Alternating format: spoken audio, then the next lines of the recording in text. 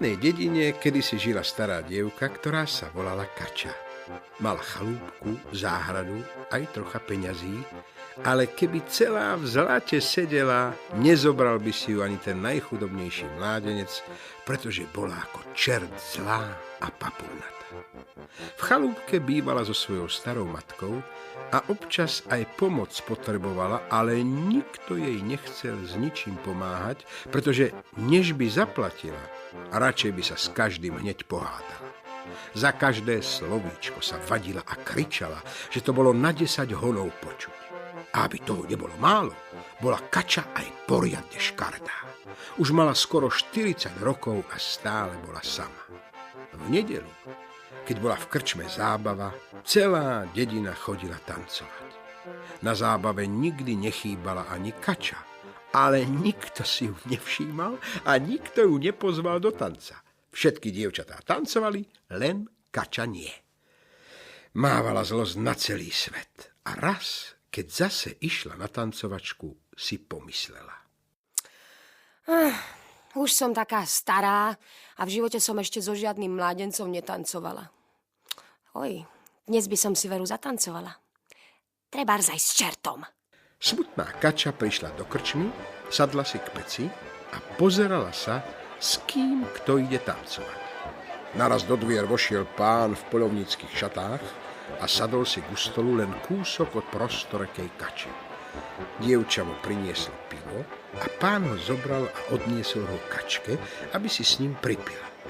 Kača sa v duchu čudovala, prečo jej ten cudzí pán preukazuje takú česť. Ale po chvíli prehovárania sa predsa len napil. Ale to ešte nebolo všetko. Pán potom krčach postavil na stôl, z vrecka vytiahol dukát, ktorý hodil Gajdošovi a zavolal. Solo, chlapci! A zobral Kaču do tanca. No to viete, ako sa celá krčma čudovala. Mládenci a dievčatá sa smiali, ale Kača bola rada, že tancuje a z posmechu si nič nerobila. Nakoniec s tajomným poľovníkom pretancovala nielen celé poobedie, ale aj večer. Kupoval jej marcipán, aj sladký likér a keď bolo po zábave, odprevadil ju domov. Pri lúčení mu Kača hovorí. Keby som tak ako dnes s vami mohla tancovať až do smrti. Ale to sa môže stať. Poď so mnou. A kde by to bolo? Chyť sa ma okolo krku a ja ti to poviem. Kača ani chvíľku nerozmýšľala, chytila sa poľovníka, ale v tom okamžiku sa premenil na čerta. A už letel s Kačou rovno do pekla. Než sa nazdala, zastavil pri pekelnej bráne a čert búcha na vráta. Čerti mu otvárajú a pomáhajú dať dole Kaču. Totiž mu chceli pomôcť. Ale Kača sa ho držala ako kliešť a nikto ju neotrhol. Nech čert robil, čo robil, nakoniec musel aj s Kačou na chrbte odletieť k pánovi pekiel, k Luciferovi, aby mu poradil, ako sa má Kače zbaviť. Lucifer však veľa rečí nenarobil. Koho si to nesieš? Čert mu musel rozprávať, ako pri cestách po krajine počul Kaču nariekať a že ju chce len trochu postrašiť a preto sa s ňou dal do tanca. A potom jej tiež chcel ukázať peklo a že nevedel, že sa ho Kača nebude chcieť pustiť. Pretože si hlupák a nepamätáš si, čo vás učí. Skôr, než si s niekým niečo začneš, máš už poznať jeho zmýšľanie. Keby si sa bol podľa toho riadil, nebol by si bral Kaču so sebou. Teraz sa mi prác z očí a premýšľaj, ako sa jej zbavíš.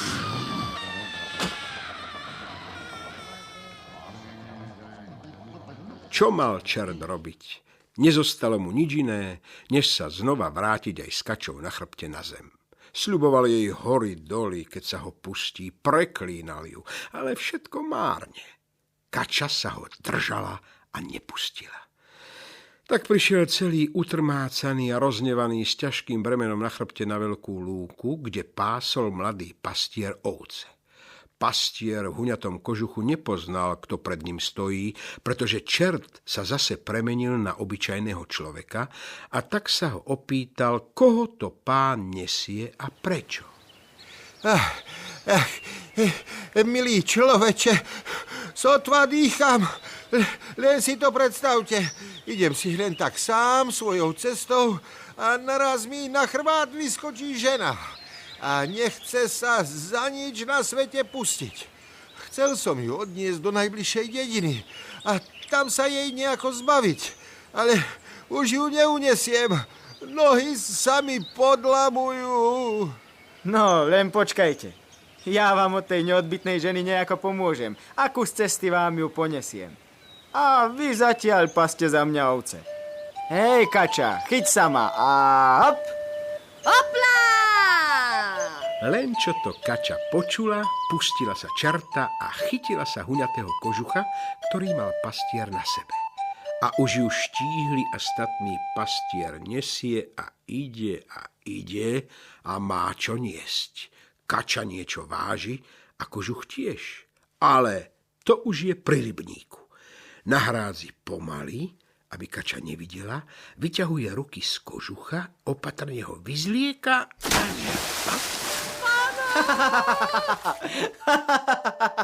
Kača je v rybníku aj s kožuchom. Keď čert uvidel, že sa pastier vracia bez kače, nevedel, ako mu od radosti poďakovať. Ja by som sa tej kače snáď nikdy nezbavil. Ďakujem ti. Preukázal si mi veľkú službu, pretože inak by som ju musel nosiť asi až do súdneho dňa. Nikdy ti to nezabudnem a raz sa ti bohato odmením. Ale aby si vedel, komu si vlastne pomohol v núdzi, tak teda ja som čert. Len čo to dopovedal, zmizol. Čert ale neprišiel do tej krajiny len preto, aby sa nosil s kačou. Prišiel za mladým, bohatým kniežaťom, ktorý tam zle vládol, týral ľudí, okrádal ich, o čo ich pripravil, prepil a prehýril. A mal 2 správcov, ktorí boli snáď ešte horší ako on. Úbohý ľud preklínal správcov aj knieža, ktorý si stále vymýšľal nové zábavky. Raz si knieža nechal zavolať hvezdára z cudzej krajiny, aby mu a jeho 2 správcom podľa hviezd predpovedal budúcnosť. Hvezdár dlho skúmal hviezdy a potom zarito mlčal. Nechcel vysloviť veštbu. Až keď mu knieža pohrozil, že mu dá zoťať hlavu, prehovoril. No, nepovedal nič veselé. Odpusť, kniežacia milosť, ale tvojmu životu aj tvojim správcom hrozí také nebezpečenstvo, že sa až bojím o ňom hovoriť. Len hovor, nech je to čokoľvek. Musíš tu však zostať. Ak sa tvoje slová nenaplnia, prídeš o hlavu. Veľmi rád tvoj rozkaz splním. Počúvaj teda.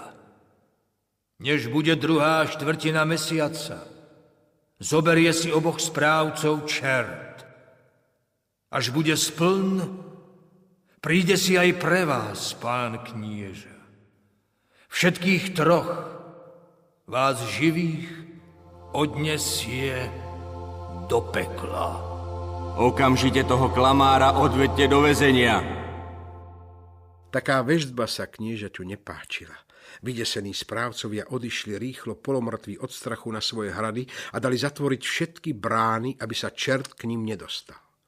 A ani knieža nemal pokoj a premýšľal, ako by všetko napravil. Prvý raz sa v ňom ozvalo svedomie. Chudobný pastier nemal o tom všetkom ani potuchy. Každý deň len pásol svoje stádo oviec a nestaral sa, čo sa kde deje. A tu jedného dňa naraz pred ním stojí čert a hovorí. Prišiel som sa ti, pastier, odmeniť za tvoju službu.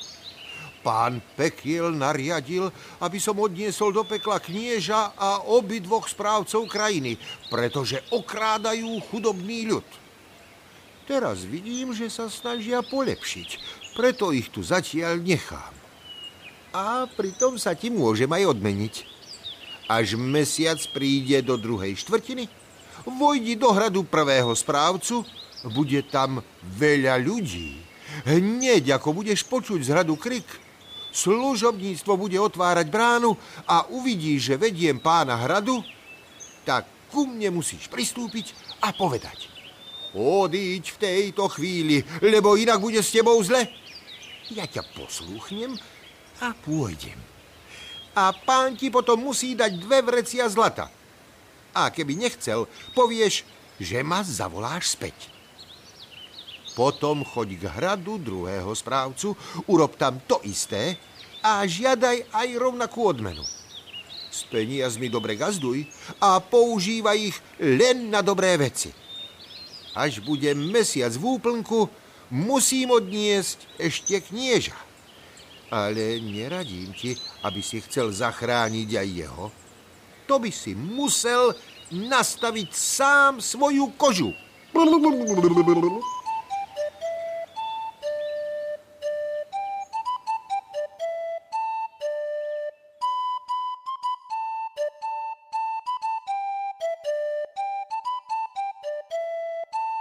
Dopovedal čert a zmizol. Pastier si zapamätal každé slovo a všetko robil tak, ako mu čert poradil. Obaja správcovia, ešte bledí od strachu, radi dali pastierovi odmenu a zobrali si čertovú výstrahu k srdcu. No a veľmi skoro sa o údatnom pastierovi dozvedel aj knieža. Poslal pre neho voz so 4 koňmi a veľmi ho prosil, aby sa aj nad ním zľutoval a vyslobodil ho z pekelných pazúrov. Môj pane, vám to slúbiť nemôžem. Máte toho veľa na svedomí a ste veľký hriešník. Ľuďom ste sa veľa naubližovali, ale keby ste sa chceli naozaj polepšiť a spravodlivo, dobre a múdro vládnuť, tak ako sa na knieža patrí, pokúsil by som sa o to, aj keby som sám mal odísť do horúcich pekiel. Knieža rád a naozaj všetko slúbil, ale s hrôzou čakal na mesačný úplnok. Naozaj sa polepšil a ľuďom ho už bolo ľúto, pretože lepšieho kniežaťa si ani nemohli želať. A prišiel deň, keď sa knieža mal so všetkým rozlúčiť. Oblečený do čierneho a smrteľne bledý sedel knieža a čakal buď pastiera, alebo čerta. Naraz sa otvorili dvere a čert stojí pred ním. Chystaj sa, pán knieža, už som tu pre teba. Tvoja hodina vypršala. Knieža nepovedal ani slovo, vstal a odchádzal za čertom na hradné nádvorie, kde už čakalo veľké množstvo ľudí. Naraz sa davom prediera celý upachtený pastier a beží priamo k čertovi a zďaleka na neho volá. Uteč, uteč, lebo bude s tebou zle. Čert sa zamračil, vyprskol oheň a zareval. Kto ti dovolil ma zdržiavať? Nepamätáš sa, čo som ti povedal? Nehnevaj sa, ale teraz nejde o knieža, ale o teba. Kača je živá, pýta sa na teba a chce ťa vidieť. Keď čert počul o kači, bol hneď preč a nechal knieža na pokoji. Pastier sa smial a bol rád, že tým klamstvom knieža vyslobodil. Za toho knieža urobil svojim prvým dvoranom a mal ho rád ako vlastného brata. Veď sa mu aj chudobný pastier odvďačil ako úprimný radca a správny dvoran. Nikoho preto neprekvapilo, keď od tých čias vládol polepšený knieža spoločne s pastierom. A vládli múdro a spravodlivo. A viete, čo urobil pastier so 4 vrecami zlatiek? Nenechal si ani cent a všetky peniaze rozdal tým, od ktorých ich zlí správcovia vymohli.